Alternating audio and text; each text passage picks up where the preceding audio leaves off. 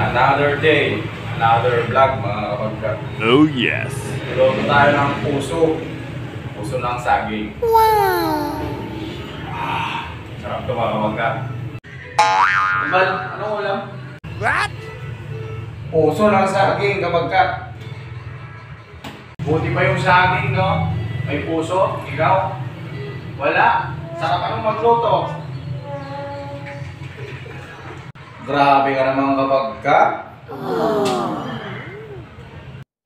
Eto na nga mga kapagkat, umpisan na nating kasi kasuhin. Medyo mahirap yung pag-asikaso nito mga kapagkat.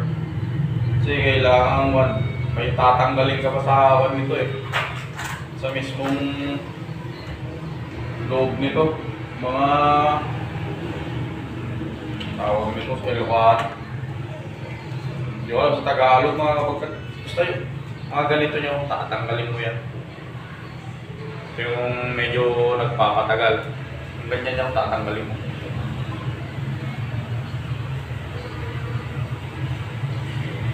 Sarap to. Lagyan ng pritong isda mga kapagkat. Oh yes. Medyo maluma na yung mata natin mga kapagkat. Ay, nagigising ko lang eh. Kaling trabaho. Nag-hotspot lang. Humiga, nakatulog. Pag-gising alas 10 na naman.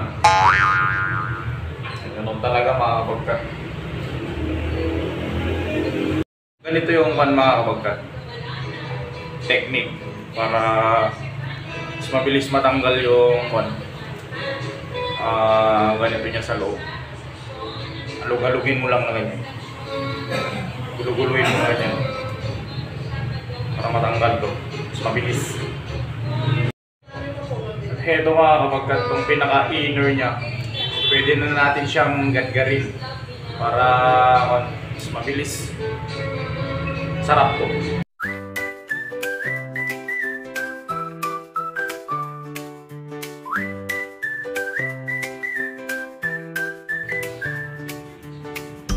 Tigay natin ng mabuti mga kapagkat para matanggal yung pahit na lasa.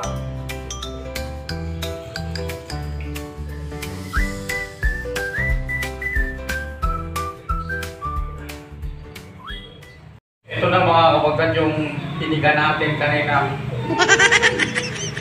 Tumbal, parang masarap yan ha, may piga-piga pa. Ano yung piniga mo ha? Umuwi mo kapagkat. May narinig kasi akong piga-piga eh. Gusto ko yun yung pinipiga.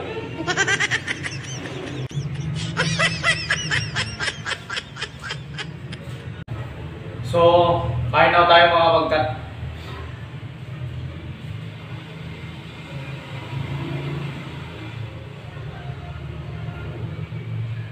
Tapos may isa pa tayo. Manalo. Kaya na.